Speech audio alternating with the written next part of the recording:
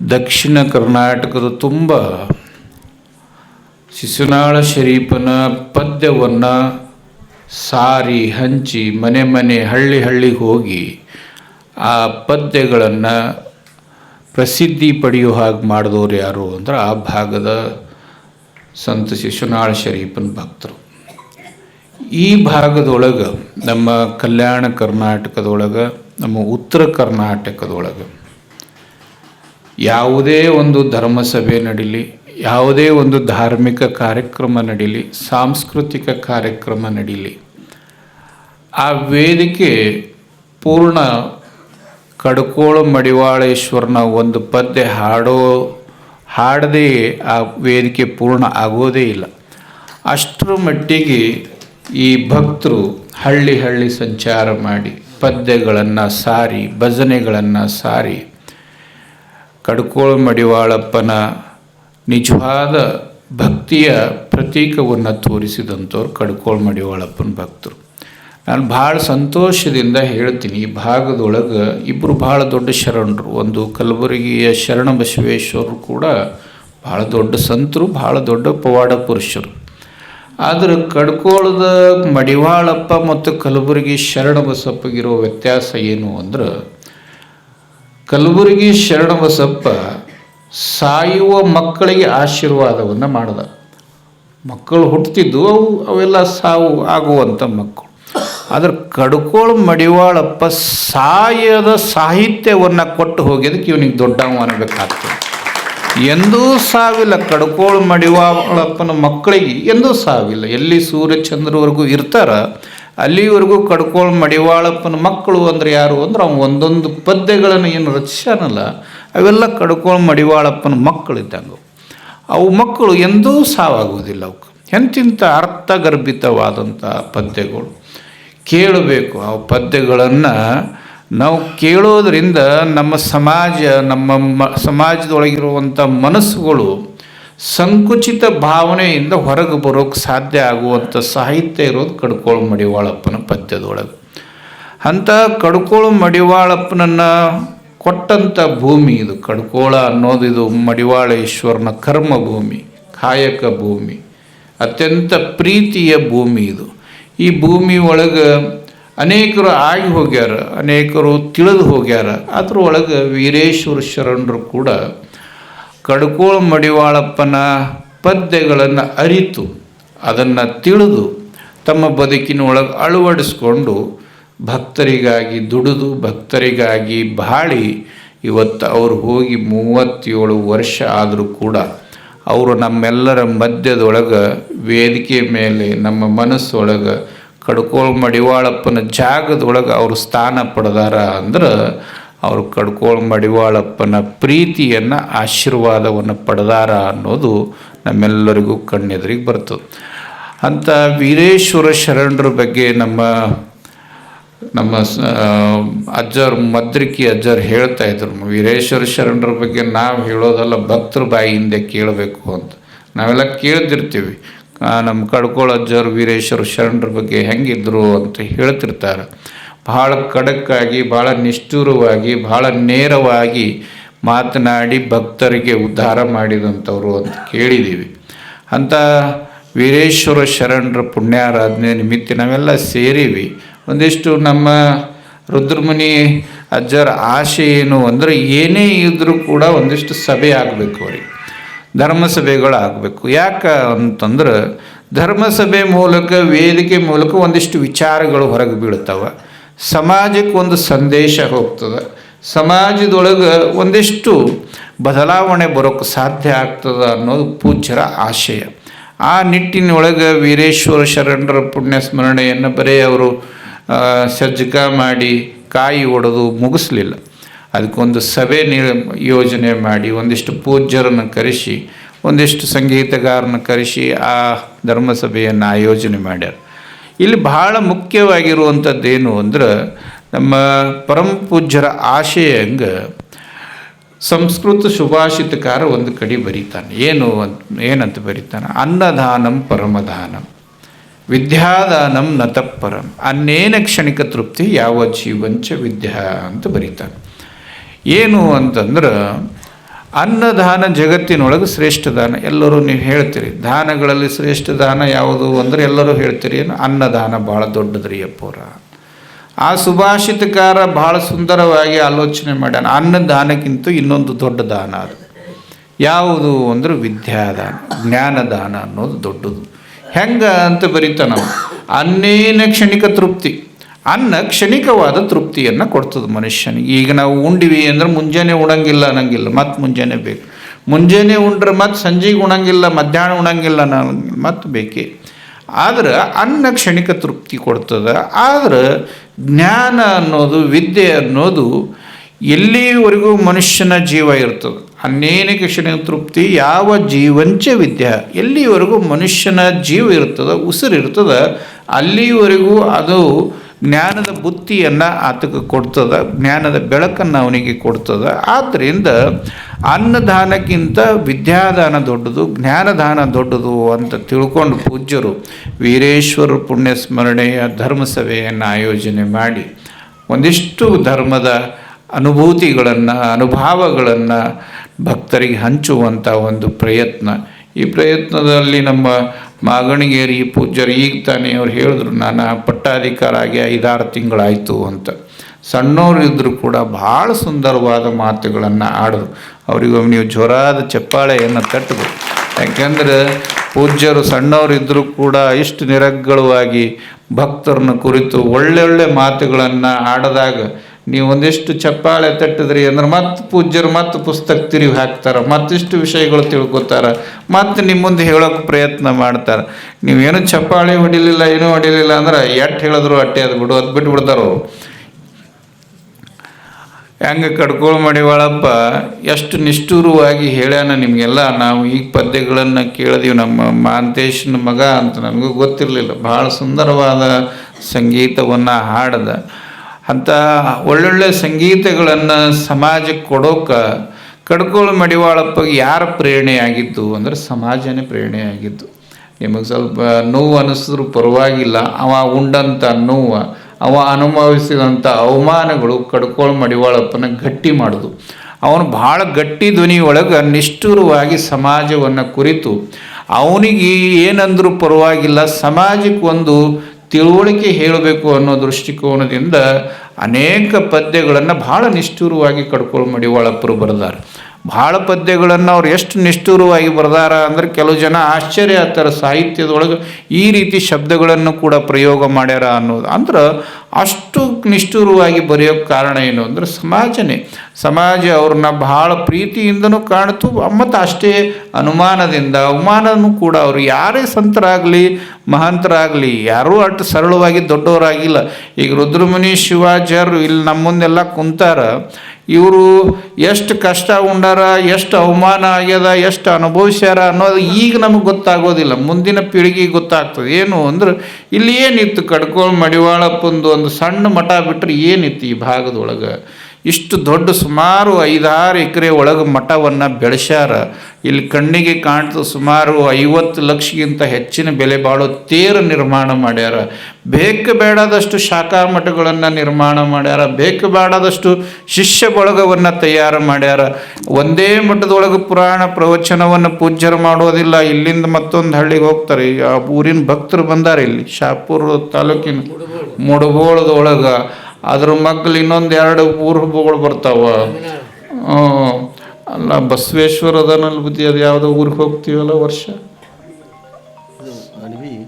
ಅಣಬಿ ಒಳಗೆ ಎಷ್ಟು ಕಡೆ ಪೂಜ್ಯರ ಸಾನ್ನಿಧ್ಯದೊಳಗೆ, ಈ ಕಡೆ ಈ ಭಾಗದೊಳಗೆ ಕೋಣಸಿರಿಸಿಗಿ ಅನೇಕ ಕಡೆ ಪೂಜ್ಯರು ತಮ್ಮದು ಅವಿರತವಾಗಿ ಭಕ್ತರಿಗಾಗಿ ಸೇವೆ ಸಲ್ಲಿಸುವುದು, ಭಕ್ತರ ಏಳಿಗೆಗಾಗಿ, ಧರ್ಮದ ಒಂದು ದೀವಿಗೆಗಾಗಿ, ಧರ್ಮದ ಬೆಳಕಿಗಾಗಿ ಸದಾ ಕಾಲ ದುಡಿಯುವಂಥ ಪೂಜ್ಯರು.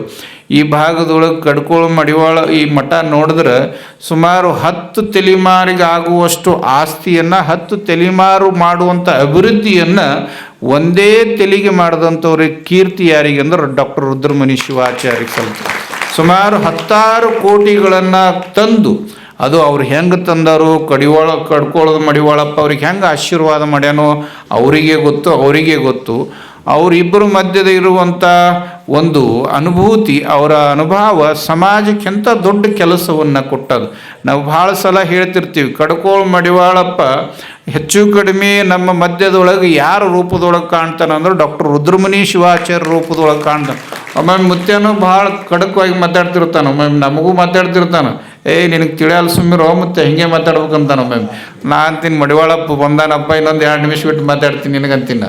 ಅಂದ್ರೆ ಅಷ್ಟು ಕಡ್ಕೋಳ ಮಡಿವಾಳಪ್ಪನ ಅನುಭೂತಿಯನ್ನು ಪಡೆದೋಡು ಡಾಕ್ಟರ್ ರುದ್ರಮುನಿ ಶಿವಾಚಾರ್ಯ. ನಿಜವಾಗಿ ಅವ್ರ ಮುಖಸ್ತುತಿ ಮಾಡೋ ಸಲುವಾಗಿ ಹೇಳೋದಲ್ಲ, ಸಮಾಜವನ್ನು ಭಾಳ ಪ್ರೀತಿನೂ ಮಾಡ್ತಾರೆ, ಅಷ್ಟೇ ನಿಷ್ಠುರವಾಗಿ ಸಮಾಜ ತಿದ್ದುವಂಥ ಪ್ರಯತ್ನ ಕೂಡ ಮಾಡ್ತಾರೆ. ಗುರುವಿನ ಮುಖ್ಯ ಲಕ್ಷಣ ಏನು ಅಂದ್ರೆ ಬರೀ ಭಕ್ತರಿಗೆ ಹೊಗಳೋದಲ್ಲ, ಭಕ್ತರಿಗೆ ಸರಿಯಾದ ಸನ್ಮಾರ್ಗವನ್ನು ತೋರಿಸೋದು ಭಾಳ ಮುಖ್ಯ. ಒಬ್ಬ ಆಧುನಿಕ ಕವಿ ಬರೀತಾನೆ, ಇವತ್ತಿನ ಸಮಾಜದೊಳಗೆ ಸರ್ಕಸ್ ಮಾಡೋ ಸ್ವಾಮಿಗಳನ್ನು ಭಾಳ ಜನ ನೋಡ್ತೀವಿ, ಅದರ ಸರ್ವಿಸ್ ಮಾಡೋ ಸ್ವಾಮಿಗಳು ಭಾಳ ಜನ ಸಿಗಲಾಗ್ಯಾರ ಅಂತ ಬರೀತಾರೆ. ಹಂಗೆ ನಮ್ಮ ಕಡ್ಕೋಳದರು ಡಾಕ್ಟರ್ ರುದ್ರಮುನಿ ಶಿವಾಚಾರ್ಯ ಹೆಂಗಂದ್ರೆ ಸರ್ವಿಸ್ ಮಾಡೋ ಸ್ವಾಮಿಗಳು, ಇವರು ಸರ್ಕಸ್ ಮಾಡೋ ಸ್ವಾಮಿಗಳಲ್ಲ. ಸರ್ಕಸ್ ಮಾಡೋರಾಗಿದ್ರು ಅಂದ್ರೆ ಬಂದವರಿಗೆಲ್ಲ ಭಕ್ತರಿಗೆಲ್ಲ ಹುಚ್ಚಿಡಿಸಿ ಮಳ್ಳು ಹಿಡಿಸಿ, ನೀ ಇಂಥ ನಂಬಾರ ಆಡು, ನೀ ಇದು ಮಾಡು, ನಿನಗೆ ಮಾಟ ಮಾಡಿಸ್ಕೊಡ್ತೀನಿ, ನಿಂಬೆ ಹಣ್ಣು ತೊಂಬ, ಒಂದಿಟ್ಟು ಯಂತ್ರ ತೊಂಬ, ಅವನ ಕಾಲನ ಮಣ್ಣು ತೊಂಬ, ಏನೇನೋ ಹೇಳ್ತಾರಲ್ಲ, ಕೂದಲ ತೊಂಬ, ಇವೆಲ್ಲ ತೊಂಬ ನಾ ಮಾಡಿಕೊಡ್ತೀನಿ ಅನ್ನುವಂಥ ಮಳ್ಳು ಹಿಡಿಸೋ ಸ್ವಾಮಿಗಳು ಅಂತೀವಿ ನಾವು. ಅವ್ರಿಗೆ ಏನಂತೀವಿ ಅಂದ್ರೆ ಸರ್ಕಸ್ ಮಾಡೋ ಸ್ವಾಮಿಗಳು ಅನ್ಬೇಕು. ಹಂಗೆ ಯಾರೇ ನಿಮ್ಮ ಮುಂದೆ ಕಂಡ್ರು ಅಂದ್ರೆ ನೀವು ಸೀದಾ ಹೇಳ್ರಿ, ಇವರು ಸರ್ವಿಸ್ ಮಾಡೋ ಸ್ವಾಮಿಗಳಲ್ಲ, ಇವ್ರು ಸರ್ಕಸ್ ಮಾಡೋ ಸ್ವಾಮಿಗಳು ಅಂತ. ನಮ್ಮ ಕಡ್ಕೋಳ ಮಡಿವಾಳಪ್ಪನ ಮಠದ ಡಾಕ್ಟರ್ ರುದ್ರಮುನಿ ಶಿವಾಚಾರ್ಯರು ಸರ್ವಿಸ್ ಮಾಡೋ ಸ್ವಾಮಿಗಳು, ಭಕ್ತರಿಗೆ ನಿಷ್ಠೂರವಾಗಿ ಬೈತಾರವ್ರು. ಯಾರ ವ್ಯಸನ ಮಾಡಿ ಬಂದಿದ್ರು ಅಂದ್ರೆ ಮಕ್ಕಳ ಯಾಕರು ಕುಡಿದು ಬಂದಿರೇನೋ ನೇರವಾಗಿ ಬೈತಾರೆ. ಏನೇ ಅವ್ರ ತಪ್ಪುಗಳಿದ್ದರೂ ಕೂಡ ನಿಷ್ಠೂರವಾಗಿ ಮಾತಾಡುವಂಥ, ಅವ ಏನು ಕೊಟ್ಟರು ಸರಿ, ಕೊಡದೇ ಇದ್ದರೂ ಸರಿ, ನಾಳೆ ಅವ ಮಠಕ್ಕೆ ಬರದೇ ಇದ್ದರೂ ಪರವಾಗಿಲ್ಲ ಅಂತ ಅವನು ನಿಷ್ಠೂರವಾಗಿ ಜೀವನದ ಸರಿಯಾದ ಮಾರ್ಗವನ್ನು ತೋರಿಸುವಂಥ ಗುರುಗಳು. ಅಂಥ ಗುರುಗಳು ಇವತ್ತಿನ ಸಮಾಜದೊಳಗೆ ಭಾಳ ವಿರಳಾಗ್ಯಾರ. ಇವತ್ತೆಲ್ಲ ಏನು ಜನರು ಓಲೈಕೆ ಮಾಡ್ಕೋಬೇಕು, ಏನೋ ಒಂದು ಚಮತ್ಕಾರ ಮಾಡಿ ಒಟ್ಟು ಫೇಮಸ್ ಆಗಬೇಕು, ನಾವು ಸುದ್ದಿ ಒಳಗಿರಬೇಕು, ಪೇಪರ್ದೊಳಗೆ ಬರಬೇಕು, ಟಿ ವಿ ಒಳಗೆ ಬರಬೇಕು ಅನ್ನೋ ಹಂಬಲದೊಳಗೆ ಸ್ವಾಮಿಗಳು ಅದಾರ. ಸರ್ವಿಸ್ ಮಾಡೋ ಸ್ವಾಮಿಗಳು ಭಾಳ ಕಮ್ಮಿ ಆಗ್ಯಾರ. ಬಂದವರಿಗೆ ಊಟ ಮಾಡಿಸ್ಬೇಕು, ಬಂದವರಿಗೆ ಆತಿಥ್ಯ ಮಾಡಬೇಕು. ಈಗ ನಾವು ನೋಡ್ತಾ ಇದ್ದೀವಿ ಎಷ್ಟು ಭಕ್ತರಿಗೆ ಶಾಲ ಆಹಾರ ಇಂಥದ್ದು ಹಾಕಬೇಕು, ಭಕ್ತರನ್ನ ಹುರಿದುಂಬಿಸಬೇಕು, ಅವ್ರನ್ನ ಗೌರವಿಸಬೇಕು ಅನ್ನುವಂಥ ಸ್ವಾಮಿಗಳು ಭಾಳ ಕಮ್ಮಿ ಆಗ್ಯಾರ. ಇಂಥ ಪೂಜ್ಯರು ಈ ಭಾಗದೊಳಗೆ, ಈ ಮಣ್ಣಿನೊಳಗೆ ನಾವು ಯಾರು ಭಕ್ತರ ಆಯ್ಕೆ ಮಾಡಿಲ್ಲ. ಇವ್ರನ್ನ ಯಾರು ಆಯ್ಕೆ ಮಾಡ್ಯಾರ ಅಂದ್ರೆ ಒಳಗಿರೋ ಮಡಿವಾಳಪ್ಪನೇ ತಂದು ತಮ್ಮ ತೊಡಿ ಮೇಲೆ ಕುಂದಿರಿಸ್ಕೋಣ ಅಂದರೂ ತಪ್ಪಾಗಲಾರು. ಅಂಥ ಒಂದು ಪೂಜ್ಯರು ನಾನು ನೋಡ್ತಾ ಇದ್ದೀನಿ. ಪೂಜ್ಯರ ದಿನದ ವಿಚಾರಗಳು ನಾವು ದಿನ ಮಾತಾಡ್ತಿರ್ತೀವಿ. ಪೂಜ್ಯರನ್ನ ಸಣ್ಣವಾದರೂ ಕೂಡ ನನ್ನನ್ನು ಭಾಳ ಪ್ರೀತಿಯಿಂದ ಕಾಣುವಂಥ ಪೂಜ್ಯರು. ಅವ್ರ ವಿಚಾರಗಳಾಗಲಿ, ಅವರ ಆಲೋಚನೆಗಳಾಗಲಿ ಸದಾಕಾಲ ಸಮಾಜಕ್ಕೆ ಏನಾದರೂ ಮಾಡಬೇಕು ಅನ್ನೋ ತುಡಿತ, ಸಮಾಜಕ್ಕೆ ಏನಾದರೂ ಕೊಡಬೇಕು ಅನ್ನೋ ಹಂಬಲ, ಇದನ್ನೆಲ್ಲ ನೋಡಿದ್ರೆ ಒಂದೊಂದು ಸಲ ಅನ್ನಿಸ್ತದೆ, ಖುಷಿ ಅನ್ನಿಸ್ತದೆ. ಇಂಥ ಸ್ವಾಮೀಜಿಗಳ ಸಾಮೀಪ್ಯದೊಳಗೆ, ಇಂಥ ಸ್ವಾಮಿಗಳ ಒಂದು ಸ್ನೇಹದೊಳಗೆ ನಾವೆಲ್ಲ ಇದೀವಲ್ಲ, ನಾವೆಲ್ಲ ಭಾಗ್ಯವಂತರು ಅಂತ ಅನ್ನಿಸ್ತದೆ. ಹಂಗೆ ಅಂಥ ಪೂಜ್ಯರು ನಿತ್ಯನೂ ಕೂಡ ನಿಮಗೆ ಸಿಗ್ತಾರೆ. ನಿತ್ಯನೂ ಕೂಡ ತಮ್ಮೆಲ್ಲರ ಕಷ್ಟ ಸುಖ ನೋವು ನಲಿವಿನೊಳಗೆ ಭಾಗಿಯಾಗ್ತಾರೆ. ಎಲ್ಲರನ್ನ ಪ್ರೀತಿಯಿಂದ ಕಾಣ್ತಾರೆ. ಅಂಥ ಪೂಜ್ಯರನ್ನು ಪಡೆದಂಥ ಭಕ್ತರು ಯಾರು ಅಂದ್ರೆ ಕಡ್ಕೋಳದ ಭಕ್ತರು ಅಂತ ಭಾಳ ಸಂತೋಷದಿಂದ ಹೇಳಬೇಕಾಗ್ತದೆ. ಅಂಥ ಪೂಜ್ಯರು ಅವಿರತವಾಗಿ ಇನ್ನೂ ಅನೇಕ ಕಾರ್ಯಗಳನ್ನು, ಇನ್ನೂ ಅನೇಕ ಯೋಜನೆಗಳದಾವು ಅವ್ರಿಗೆ. ಕಡ್ಕೋಳ ಮಡಿವಾಳಪ್ಪನ ಬಗ್ಗೆ ಒಂದು ಅಧ್ಯಯನ ಪೀಠ ಆಗಬೇಕು ಅಂತ ಸರ್ಕಾರದಿಂದ ಒಂದು ಅಧ್ಯಯನ ಪೀಠ ಆಗಬೇಕು. ದೊಡ್ಡ ಹೋರಾಟ. ನಾವು ಮೊನ್ನೆ ಗೌಡ್ರು ಎಲ್ಲಿ ಹೋದಾರ, ಮಾಲಿಪಟ್ರು ಇಲ್ರಿ ಎಲ್ಲ ಹೋದ್ರು, ಇಲ್ಲಿ CM ಬಂದಾಗ ನೇರವಾಗಿ ಹೋಗಿ ಇವರೆಲ್ಲ ನೇರವಾಗಿ CMಗೆ ನಿಂದ್ರಿಸಿ ನಮ್ಮ ಕಡ್ಕೋಳ ಮಡಿವಾಳಪ್ಪನ ಅಧ್ಯಯನ ಪೀಠ ಮಾಡ್ತೀರೋ ಇಲ್ಲೋ ಅಂತ ಕೇಳಿದ ಗಟ್ಟಿ ಧ್ವನಿದೊಳಗೆ ಕೇಳಿದಂಥ ಸ್ವಾಮಿಗಳು, ಒಬ್ಬ ಮುಖ್ಯಮಂತ್ರಿಗೆ ನಿಂದ್ರಿಸಿ ಕೇಳಿದಂಥ ಸ್ವಾಮಿಗಳು ಯಾರು ಅಂದ್ರೆ ಕಡ್ಕೋಳದ ಸ್ವಾಮಿಗಳು ಅಂತ ಭಾಳ ಸುಂದರವಾಗಿ ಹೇಳಬೇಕಾಗ್ತದೆ. ಅಷ್ಟು ಗಟ್ಟಿ ಮನಸ್ಸಿನವರು ಅವರು, ಯಾವುದೂ ಅಪೇಕ್ಷೆ ಮಾಡೋದಿಲ್ಲ. ಅವ್ರು ಬೇಕು ಅಂದ್ರೆ ಬೇಕು ಬೇಡದಂಗೆ ಆರಾಮಾಗಿರ್ಬೋದಿತ್ತು. ಇವತ್ತು ಅವ್ರಿಗೇನು ಜಮೀನು ಕಮ್ಮದ, ಎಲ್ಲ ಅವ್ರಿಗೆ ಕಡ್ಕೋಳ ಮಡಿವಾಳಪ್ಪಿದ್ದಾಗ ಜಮೀನು ಅವಾಗೆಲ್ಲ ಒಣ ಬೇಸಾಯ ಇದ್ದು. ಈಗ ಪೂಜ್ಯರ ಕೈ ಒಳಗೆ 60 ಎಕರೆ ಮೇಲೆ ನೀರಾವರಿ ಆಗ್ಯದ. ಬೇಕಾದಷ್ಟು ಸಂಪತ್ತನ್ನು ಭಕ್ತರು ತಂದು ಕೊಡ್ತಾರೆ. ಬೇಕು ಬೇಡದ್ದು ಕೇಳಿದ್ದನ್ನು ಕೊಡಿಸುವಂಥ ಭಕ್ತರು ಅದಾರ. ನಾನೇ ಎಷ್ಟೋ ಸಲ ಬೈತಿರ್ತೀನಿ, ನೀವು ಒಂಥರ ಬಣಜಿಗರ ಸ್ವಾಮಿಗಳು ಇದ್ದಂಗೆ ಇದ್ದೀರಿ ಬುದ್ಧಿ ಅಂತೀನಿ. ಯಾಕೋ ಅಲ್ಲ ಅದು ಹಳಿದಾಗ್ಯದ ಗಾಡಿ, ಅದನ್ನು ತೋತಿರಿ 8 ದಿನಕ್ಕೆ ರಿಪೇರಿಗೆ ಬರ್ತದೆ, ಮತ್ತು 8 ದಿನಕ್ಕೆ ಕೆಡ್ತದೆ, ಹೊಸ ತೋರಿ ಅಂತ ನಾ ಅಂತೀನಿ. ಇಲ್ಲೋ ನಾ ತೊಗೊಂಡೇನು ಮಾಡಲಿ, ಅದೇ ಕೆಲಸ ಅದೇ ರೊಕ್ಕ ಒಂದಿಟ್ಟು ಮಠದ ಕೆಲಸಕ್ಕೆ ಹಾಕಿದ್ರೆ ಚಲೋ ಆಗ್ತದೆ, ಮಠಾರೆ ಬೆಳೀತದ ಅನ್ನುವಂಥ ಪೂಜ್ಯರು. ಇವತ್ತು ಸ್ವಾಮಿಗಳು ಏನಾರೇ ಸ್ವಲ್ಪ ಇದು ಆದ್ರೂ ಕೂಡ ನನಗೊಂದು ಹೊಸ ಕಾರ್ ಬೇಕು, ಹೊಸದು ರೂಮ್ ಬೇಕು, ರೂಮಿಗೊಂದು AC ಬೇಕು ಅನ್ನೋಂಥ ಸ್ವಾಮಿಗಳು ಅದಾರ. ಆದ್ರೆ ಏನೂ ಅಪೇಕ್ಷೆ ಇಲ್ಲ. ನೀವು ಬೇಕಾದ್ರೆ ಅವ್ರ ಗಾಡಿ ಯಾರೂ ನೋಡಿದ್ದಿಲ್ಲ ಅಂದ್ರೆ ಅವ್ರ ಗಾಡಿ ಬಲ್ಲಿ ಹಾಯ್ದು ಬರ್ರಿ, ಒಂದಿಟ್ಟು ತಿರುಗಾಡಿ ಬರ್ರಿ, ಅದು ಎಷ್ಟು ಹೊಸದದ ಅನ್ನೋದು ನಿಮಗೆ ಕಾಣ್ತದೆ, ಎಷ್ಟು ಗಟ್ಟಿ ಅದ ಅನ್ನೋದು ಕಾಣ್ತದೆ. ಪೂರಾ ಡಗಳಂಬಗಳಾಗ್ಯದ, ಅದ್ರಾಗ ಏನೂ ಇಲ್ಲ. ಅದು ಏನೋ ಅಂತಾರಲ್ಲ, ಹಳಿ ಮುದುಕಿಗೆ ಸೀರೆ ಉಡಿಸ್ದಂಗೆ ಸುಮ್ಮ ಬಣ್ಣ ಅಟ್ಟೆ ಚಂದದ ಅದ್ರದ್ದು, ಅದ್ರಾಗ ಏನೂ ಉಳಿದಿಲ್ಲ. ನಾ ಅಂತೀನಿ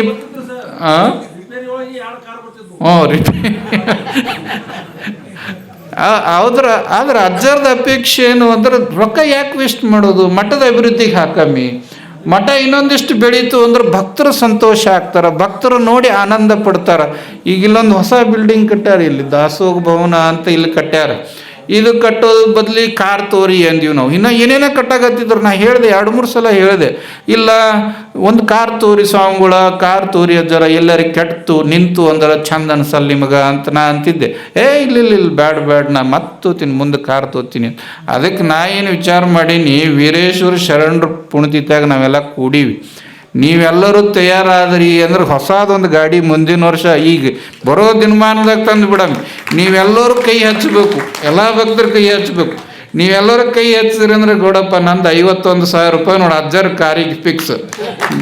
ನೀವು ಯಾರ್ಯಾರು ಎಲ್ಲರೂ ಎಲ್ಲ ಯಥಾ ರೀತಿ ಒಳಗೆ ಗುರುವಿನ ಜೋಳಿಗೆ ಒಳಗೆ ಹಾಕ್ರಿ. ಅದಕ್ಕಾದ್ರೆ ಅಪ್ಪವ್ರು ನೀವು ಒಂದು ಹೊಸ ಕಾರ್ ತೋರಿ ಅಂತ ಹಾಕ್ರಿ, ಇನ್ನರೇ ತೋತಾರೆ ನೋಡಮ್ಮಿ. ಅವರು ಎಲ್ಲರೂ ರೊಕ್ಕ ಗೋಳೆ ಮಾಡಿ ಅವ್ರ ಕೈಯಾಗ ಕೊಡೋದು ಬೇಡ, ನಾವೇ ಶೋರೂಮ್ಗೆ ಹೋಗಿ ಒಂದು ಹೊಸ ತೊಗೊಂಬಂದ್ಬಿಡೋಣ. ಬೇಕು ಅಂದರೆ ಈ ಭಾಗದೊಳಗೆ ಈಗ ಮೊನ್ನೆನೇ ಹೊಸದಾಗಿ ಇದು ಆಗ್ಯಾನ, ಮಂತ್ರಿ ಆಗ್ಯಾನ ನಿಮ್ಮ ಭಾಗದ MLA, ಅವನ ಬಲ್ಲಿ ಹೋಗಮ್ಮಿ, ನಮ್ಮ ಮಠಕ್ಕೊಂದು ಹೊಸ ಕಾರ್ ಕೊಡ್ಸಪ್ಪ ಆತ. ಈಗ ಹಂಗಿದ್ರು ಅವನಿಗೂ ಹೊಸ ಕಾರ್ ಬಂದದು MLAಗ, ನೀನು ಒಂದು ಮಠಕ್ಕೊಂದು ಹೊಸ ಕಾರ್ ಕೊಡಿಸು ಅಂತ ಹೋಗಮ್ಮಿ. ಅಂದ್ರೆ ಹೇಳೋ ತಾತ್ಪರ್ಯ ಏನು ಅಂದ್ರೆ ಏನೋ ಅಪೇಕ್ಷೆ ಇಲ್ಲದೆ ದುಡಿಯುವಂಥ ಪೂಜ್ಯರು, ಸದಾಕಾಲ ಸಮಾಜ ಭಕ್ತರಿಗಾಗಿ ಸವಿಸುವಂಥ ಇಡೀ ಜೀವನ. ಒಂದು ಹೂವು ಎಷ್ಟೊತ್ತಿರ್ತದೋ ಗೊತ್ತಿಲ್ಲ, ಇರೋದ್ರೊಳಗೆ ಸುಗಂಧ ಬೀರಿ ಎಲ್ಲರಿಗೆ ಮುದ ನೀಡಿ ಹೆಂಗೆ ಹೋಗ್ತದೆ, ಹಂಗೆ ಪೂಜ್ಯರು ಕೂಡ ಕಡ್ಕೋಳು ಮಡಿವಾಳಪ್ಪ ಏರಿರುವಂಥ ಹೂವು ಅನ್ನೋದನ್ನು ನಾವೆಲ್ಲರೂ ತಿಳ್ಕೋಬೇಕು. ಆ ಹೂವಿನ ಸುಗಂಧವನ್ನು, ಆ ಹೂವಿನ ಸೌಂದರ್ಯವನ್ನು ನಾವೆಲ್ಲ ಸವಿಯೋಣ. ಅವರ ದರ್ಶನ ಆಶೀರ್ವಾದವನ್ನು ಪಡೆದು ನಮ್ಮ ಜೀವನದೊಳಗೆ ಸನ್ಮಾರ್ಗದೊಳಗೆ ನಡೆದು ಜೀವನವನ್ನು ಸಾಫಲ್ಯ ಮಾಡಿಕೊಳ್ಳೋಣ ಅನ್ನೋ ಮಾತುಗಳನ್ನು ಆಡಿ, ವೀರೇಶ್ವರ ಶರಣರ ಆಶೀರ್ವಾದ ಭಕ್ತ ಕುಲಕೋಟಿ ಮೇಲೆ ಇರಲಿ. ಕಡ್ಕೋಳು ಮಡಿವಾಳಪ್ಪನ ಆಶೀರ್ವಾದ, ಡಾಕ್ಟರ್ ರುದ್ರಮುನಿ ಶಿವಾಚಾರ್ಯರ ಆಶೀರ್ವಾದ ಈ ಭಕ್ತರ ಮೇಲೆ ಸದಾ ಕಾಲ ಇರಲಿ. ಸಾಹಿತ್ಯ ಸಂಸ್ಕೃತಿ ಬೆಳೀಲಿ. ಯಾಕಂದ್ರೆ ಕಡ್ಕೋಳು ಮಡಿವಾಳಪ್ಪನ ಮಠ ಅಂದ್ರೆ ಸಾಹಿತ್ಯದ ತವರೂರು. ಇಂಥ ಸಾಹಿತ್ಯದ ತವರೂರಿಂದ ಇನ್ನೂ ಸಾಹಿತ್ಯದ ಮುದ್ರಣಗಳು ಹೊರಗೆ ಬರಲಿ. ಕಡ್ಕೋಳು ಮಡಿವಾಳಪ್ಪನ ಸಾಹಿತ್ಯ ಪೂರ ನಮ್ಮ ಬರೀ ಉತ್ತರ ಕರ್ನಾಟಕ ದಕ್ಷಿಣ ಕರ್ನಾಟಕ ಅಲ್ಲ, ಭಾರತ ಅಲ್ಲ, ಇಡೀ ಜಗತ್ತಿನಾದ್ಯಂತ ಪಸರಿಸುವಂಥ ಕೆಲಸ ಕಾರ್ಯಗಳು ಆಗಲಿ ಅಂತ ತುಂಬ ಹೃದಯದಿಂದ ಹರಿಸಿ, ಮತ್ತು ಮತ್ತೊಮ್ಮೆ ಜಗದ್ಗುರು ಪಂಚ ಆಚಾರ್ಯರು ಮತ್ತು ಪಾರ್ವತಿ ಪರಮೇಶ್ವರರು ನಿಮ್ಮ ಮನೆ ಮಕ್ಕಳಿಗೆ ವಿದ್ಯಾವಂತರಾಗಿ ಮಾಡಲಿ, ಬುದ್ಧಿವಂತರನ್ನಾಗಿ ಮಾಡಲಿ, ಆರೋಗ್ಯವಂತರನ್ನಾಗಿ ಮಾಡಲಿ ಅಂತ ಹಾರೈಕೆಗಳನ್ನು ಕೊಟ್ಟು ನನ್ನ ಮಾತುಗಳನ್ನು ಪೂರ್ಣಗೊಳಿಸುತ್ತೇವೆ. ಓಂ ಶಾಂತಿ ಶಾಂತಿ. ಕಡಕುಲ ಪೂಜ್ಯರನ್ನ ಪಡೆದ ನಾವೇ ಪುಣ್ಯವಂತರನ್ನು ಹೇಳಿದ ಪೂಜ್ಯರ ಧನ್ಯವಾದಗಳು.